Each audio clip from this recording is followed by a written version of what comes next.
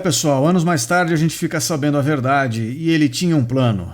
O Abel Ferreira? Não, dessa vez o árbitro da partida da final do Campeonato Paulista de 2018 envolvido numa grande polêmica. Eu não diria o nome desse sujeito aqui, não me daria o trabalho. Se alguém quiser pesquisar o nome dele aí, fique à vontade.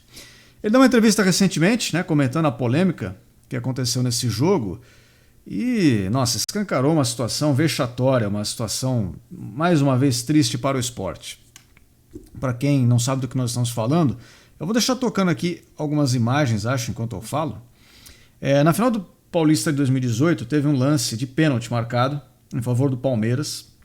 Uma enfiada de bola ali em profundidade, o Dudu vai disputar a bola, ele é derrubado, o árbitro marca pênalti, os jogadores do Corinthians cercam o árbitro, fica um grande tempo ali daquela confusão, todo mundo falando um por cima do outro. Após uma grande discussão, e após o árbitro receber, digamos que, uma mensagem cifrada de um passarinho que o contou um grande segredo naquele momento, ele volta para o campo e resolve anular o pênalti marcado.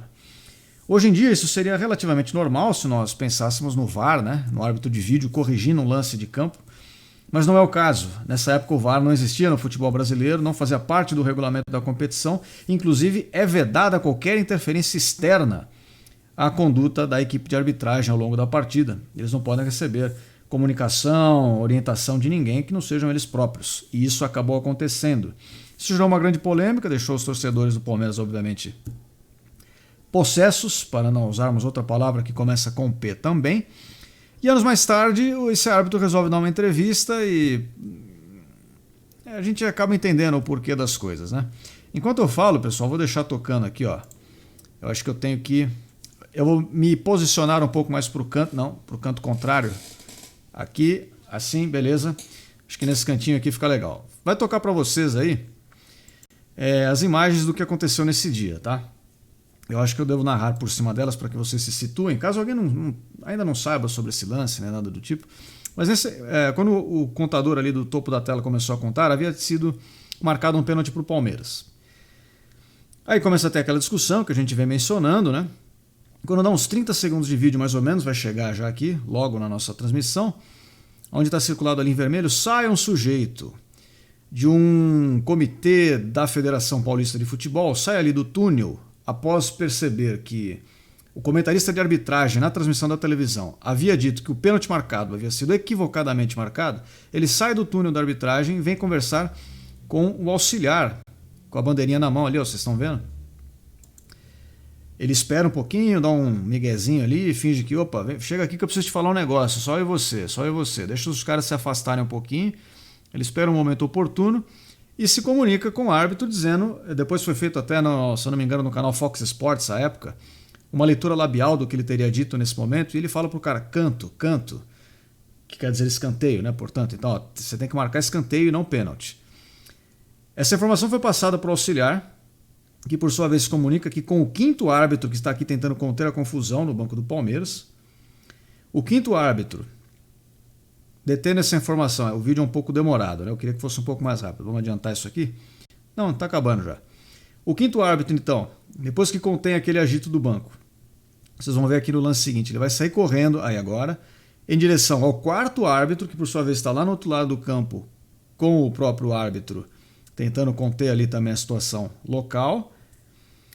Ele vem, conversa com o quarto árbitro, que por sua vez vai conversar com o árbitro principal da partida e repassa para ele essa informação de que canto, certo?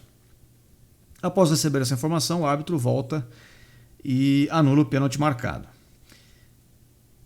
Aí o vídeo, bom, agora eles fizeram o favor de acelerar um pouquinho, valeu, hein? Estamos precisando.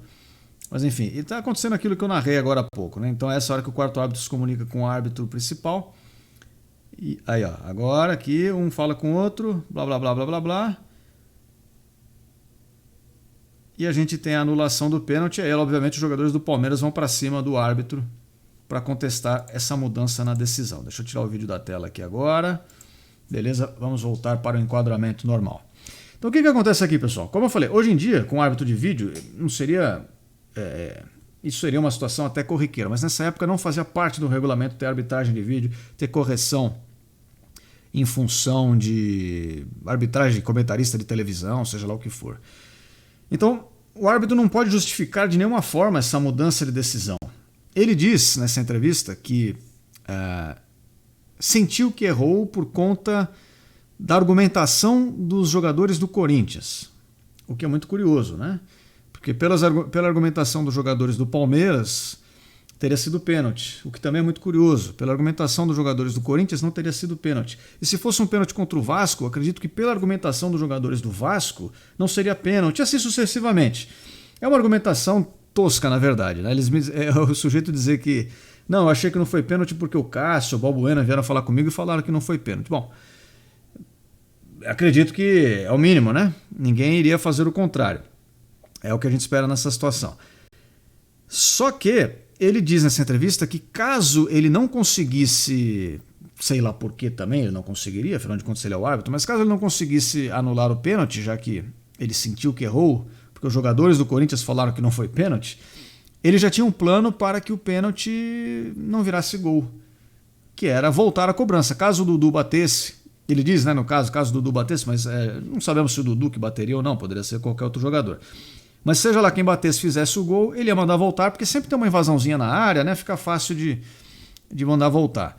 E aí na segunda tentativa, se o jogador batesse e fizesse de novo, aí ele ia abrir mão e deixar rolar, tudo bem, vai, cometi um erro e segue o jogo. Pessoal, essa declaração está errada em tantos níveis que a gente não sabe nem por onde começar. Primeiro que o cara já tem um plano, ele está premeditando os acontecimentos do jogo, percebe? Ele quer conduzir a partida por um determinado caminho, e isso não é o trabalho de arbitragem. O trabalho de arbitragem é reagir aos acontecimentos do jogo e não induzi-los. O árbitro não tem que induzir lance, não tem que induzir gol, não tem que induzir a perda do gol. Isso é completamente absurdo. O torcedor de qualquer outro time estaria revoltado se fosse com o time deles numa situação como essa. Segunda coisa, que aqui se torna um erro de direito, que é uma coisa que é uma discussão no próprio direito, né? Aquela questão que às vezes o pessoal discute de como o que vale mais, a prova ou o método como se obtém a prova, esse tipo de discussão que a gente não vai entrar aqui. Mas nesse caso aqui acontece também que vamos supor que o lance em si é discutível. Algumas pessoas acham que não foi pênalti, outras pessoas já acham que foi pênalti. Mas a despeito do resultado dessa discussão, sendo ou não sendo pênalti, se não pode haver uma interferência externa que induza a conduta da equipe de arbitragem, o fato de ter sido ou não ter sido pênalti se torna secundário, percebe? É como se fosse o seguinte lance. Imagina que um jogador tira o colete lá de aquecimento e se infiltra no meio do campo. Ninguém percebe, ele entra lá e o time começa a jogar com 12 jogadores. Aí tem um cruzamento lá na área, ele vai de cabeça, marca o gol, e aí o juiz marca impedimento. E aí o árbitro fala, não foi impedido, o gol valeu, começa aquela discussão e todo mundo fica discutindo se estava impedido ou não estava impedido. Não importa se estava impedido ou não estava impedido, o jogador não deveria estar ali, ele é um elemento estranho ao jogo. O time só pode ter 11 jogadores em campo e ele era um 12º jogador que absolutamente não deveria estar ali. Então, o fato de ter sido impedimento, estava adiantado ou não estava, não importa. Então é o mesmo que a gente está levando aqui nessa discussão. Se o lance foi pênalti ou não foi pênalti, não importa. O que importa é que não poderia ter a interferência da transmissão da televisão, não poderia ter interferência do senhor ali da Federação Paulista de Futebol conversando com a equipe de arbitragem e tomando essa mudança no meio do caminho. Então um erro de direito violentíssimo que manchou essa final do Campeonato Paulista. Foi realmente deprimente, eu acompanhei a época e eu confesso que eu fiquei bastante desanimado, porque o futebol recorrentemente tem dessas coisas, né? Não é a primeira vez, não vai ser a última.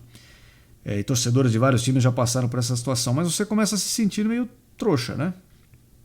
Você fala, pô, eu tô perdendo tempo assistindo isso aqui, tá tudo marcado. Esses escândalos que tem aí de casa de aposta, esses escândalos que a gente descobriu do Brasileirão de 2005, o torcedor do Internacional deve estar possesso até hoje, com toda razão. O torcedor da Portuguesa contra o próprio Corinthians em 98. O torcedor da Portuguesa também contra o Santos em 73, se eu não me engano. Que o Armando Marques simplesmente cancela a cobrança de pênalti antes dela acabar e dá o título para o Santos, o que é um absurdo. São erros tão grotescos como esse que aconteceu aqui, que a gente fica, às vezes, desanimado. Tem muita gente que para de assistir futebol, abandona o esporte por causa disso. Realmente dá uma sensação de que você está perdendo tempo, né, acompanhando. Bom, mas resultado, a situação é lamentável. Esse árbitro ele deu uma sumida, né? Não sei nem se ele está arbitrando hoje ou não. Não me importa, espero que não. Mas o fato é que nesse dia houve um erro de direito grosseiro, grosseiro. Houve interferência externa que acabou determinando o resultado aqui do jogo, acabou determinando o resultado da decisão da arbitragem. Isso jamais poderia ter acontecido e ninguém deu o braço a torcer, ninguém quis admitir o erro, obviamente, porque se você admite o erro, é previsto até mesmo a anulação do jogo, né? A anulação da partida, aí gera complicação com data, mancha a imagem do campeonato, mas enfim, manchou de qualquer jeito, essa que é a verdade. Até hoje, todo mundo lembra disso como uma grande patifaria, vamos usar esse termo. E, enfim, anos mais tarde a gente ficou sabendo então aqui o que aconteceu. É lamentável. Acho que, assim como os jogadores do Corinthians naquele momento disseram que não foi pênalti, possivelmente algum corintiano assistindo esse vídeo também não concorde, mas, enfim, tirando os corintianos, erro de direito é erro de direito, né? Não importa com quem tenha acontecido.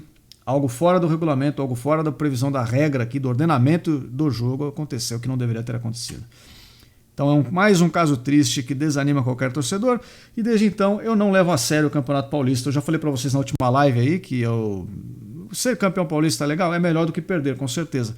Mas eu não me importo muito. O Campeonato Paulista, desde então, não tenho o menor respeito, não levo em conta e tá aí o porquê, né? Quando as coisas são levadas assim, não tem por que levar a sério mesmo. Bom, pessoal, valeu. Nos vemos em breve. Se inscreve aí no canal e até a próxima.